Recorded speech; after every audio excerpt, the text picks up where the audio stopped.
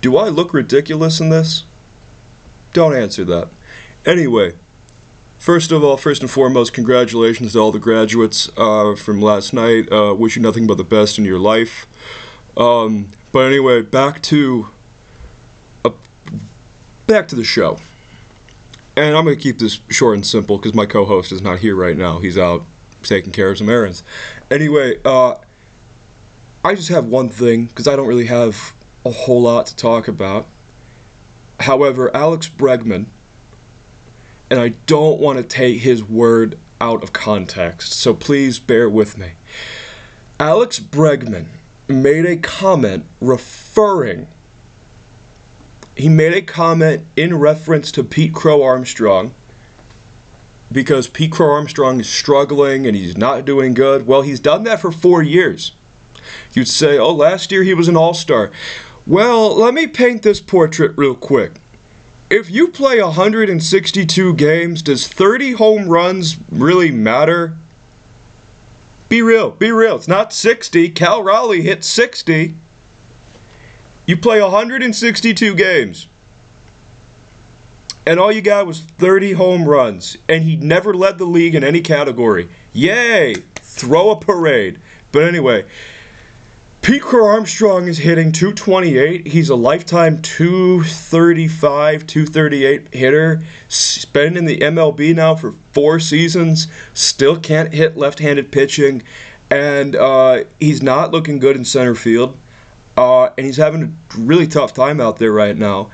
And anyway, Alex Bregman made a comment saying, and he said the words, I've come to know Pete Crow Armstrong a lot. I respect him a lot. I don't care about the results. His words, not mine.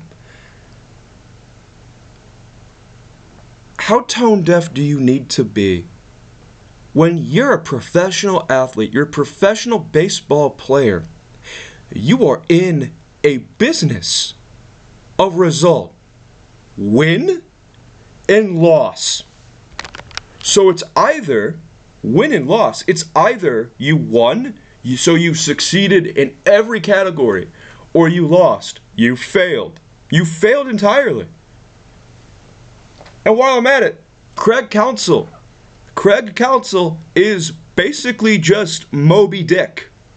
He's trying to chase the whale. The whale is Milwaukee. He can't take care of him. Oh, but he's trying his damnedest to. Yeah, okay. Sure, okay. When they hired Craig Counsell, it was painted as if this was all that they ever needed. They fired David Ross, which was, in my opinion, a terrible idea. And you go out and you get a guy that no one wanted to be your head manager. Great. What can go wrong? Why? There's talk of sending Moises Ballesteros down to AAA. I know Moises Ballesteros. He's in a slump right now, but he is the only real power hitter that they have, who's hitting the ball consistently, and he's got great pop to his at bat. No, don't send him down. Don't do that. But if you're gonna do something, then you gotta shake it up. You lost 6 in a row now, and I don't think they're gonna do that. So. Back to my Alex Bregman thing. Well, here's my thing with Bregman. Alex Bregman is not liked nationally. In Houston, Texas, sure, probably, maybe. I would imagine there. But if you're living in Dallas, if you live in Fort Worth, if you live in Arlington, you're probably a Texas Ranger fan, and you probably hate his guts. You live in California, you don't like Alex Bregman. If you live in Florida, you don't like Alex Bregman. You live in New York, you're a Yankee fan, and you don't like Alex Bregman. Now, Bregman, when he came here to the city of Chicago, they gave him, I don't know the exact details to his contract. However, it was like a 3 or 5 year contract extension. I think he's the highest paid, certainly one of the highest paid free agents in team history in 150 years of Chicago Cub baseball. However, And I don't want to make fun of the man, like the man personally. However, when he came here, it was portrayed as, here comes Alex Bregman. He's a good family man. He's coming here. He's going to be wholesome and happy. Alex Bregman was on the cheating Houston Astros team, and they did. They cheated, and they got caught red-handed, and you knew it. He knew it. Everyone in America knew it. And they got off scot-free. Alex Bregman went to Boston, where they gave him the moon, and over this he was there in 1 year in Boston. And because of this, the whole Rafael Devers situation happened. And is Devers a good third baseman? Absolutely not. However, Devers in Boston was a homegrown guy. He was supposed to be the next Dustin Pedroia, the next David Ortiz, like the next guy, such as that, in Boston. And that went down the tubes. And Bregman is over there for 1 year. 1 year. And he bails. And now he's here. So, my point being, Bregman, you're a mercenary. You are a mercenary. That's all that you are now. You've already won the World Series. You've already been paid. Not once but twice. You're on your third organization. For you to say, I don't care about results, I don't care what that was in context to, how tone deaf do you need to be? How brain dead and tone deaf do you need to be? Pete Crow Armstrong, when they paid him the moon, when they paid him the money, he's hitting 8th and 9th. You're not a star. You're not a star if you hit 228. You're not a star if you can't hit left-handed pitching. You're not a star if you've been in the MLB for 4 years and you really haven't done anything that mattered. Sorry. A woman in a White Sox game made fun of you, and that just like mentally disheveled you. You play 162 games in your baseball season. And again, let me further the narrative. Pete Crow Armstrong is a 24-year-old man. He's played baseball his entire life. He plays 162 games. He's played 4 years for the Cubs. Possibly a lot longer in minor leagues and high school and college and what have you. Because I don't know him personally, don't care to.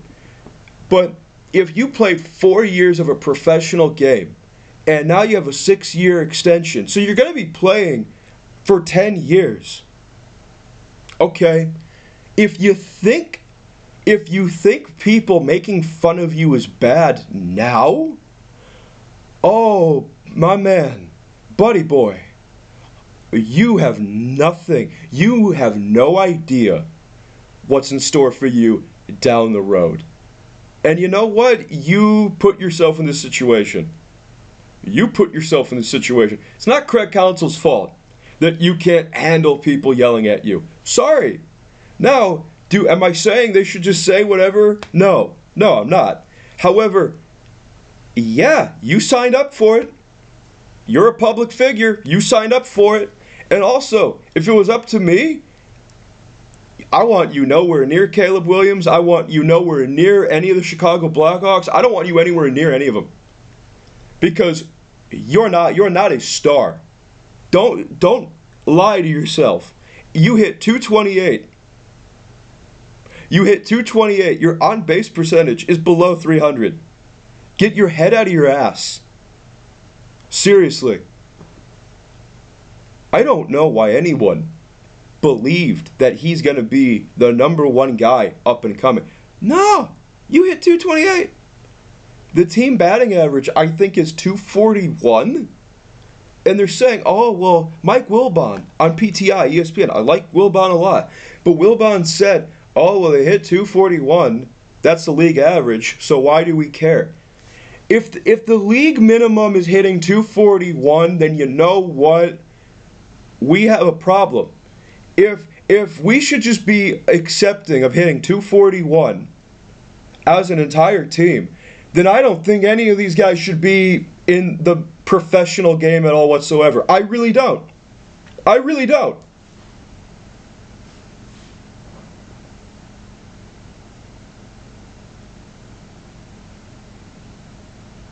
You lost 6 games in a row, and say, oh, well, it's all okay.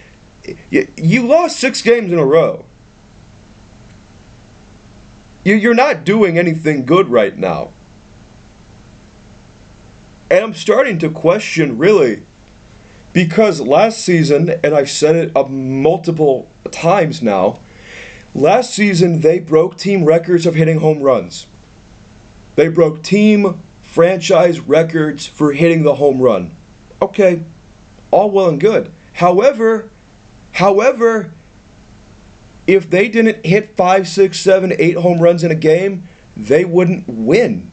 They wouldn't win at all. Say, how can you say that? They're wins above replacement, they're sabermetrics and on base percent, all this other crap. No.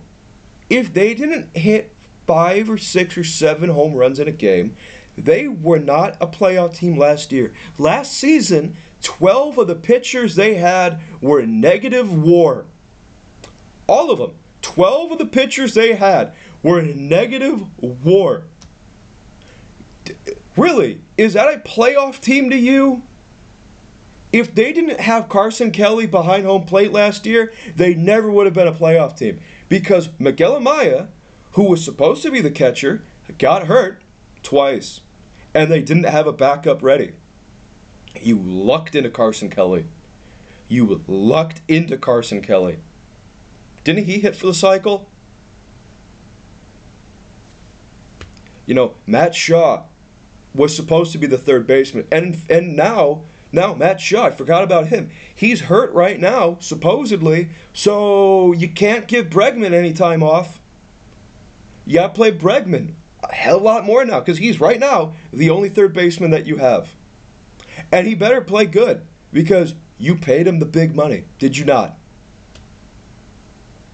And you wanted to trade Nico Horner away to Seattle? What the hell is wrong with you?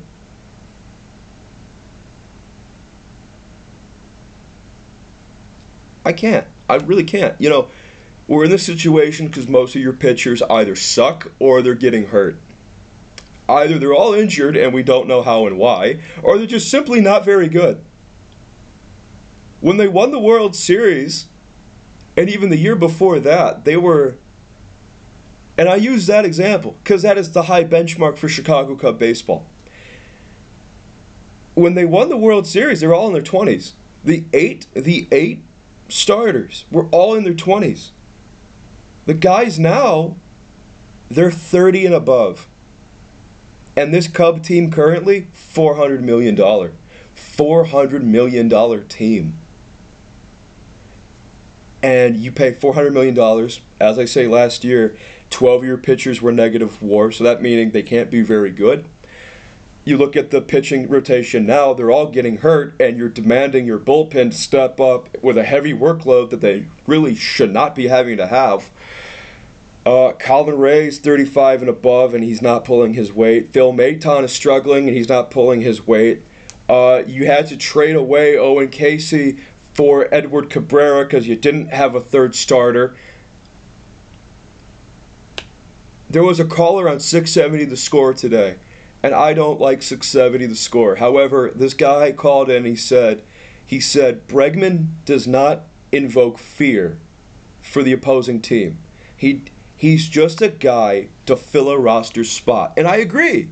And I actually agree with that. Because I wanted to keep Cody Bellinger. I wanted to keep Kyle Tucker. And in a time period of 3 seasons, granted, not all together, but in a time period of 3 seasons, basically, they had Seiya Suzuki, Kyle Tucker, and Cody Bellinger. Wouldn't it have been better if you kept Suzuki, Bellinger, and Kyle Tucker, or at least 2 of them? Wouldn't your outfield be significantly better if it was that? Remember the point of time when all of the AAA and AA help were outfield talent? Remember that? Well, can any of these guys play any other different positions? Because really, you look at Dansby Swanson, and I got to think to yourself, should Horner be moved to short? Should someone else play second?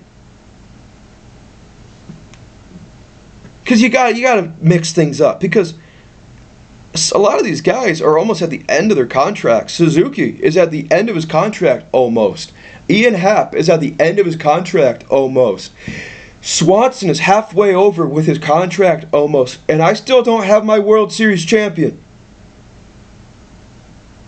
So, I don't even have a division champion. So, oh well. What else is there to say? Oh, also, Billy Donovan walked. Billy Donovan with the Bulls. He walked. Wasn't fired. He walked. The Bulls are going to have the worst season in their entire team history starting next year, and I'm going to be there when it happens.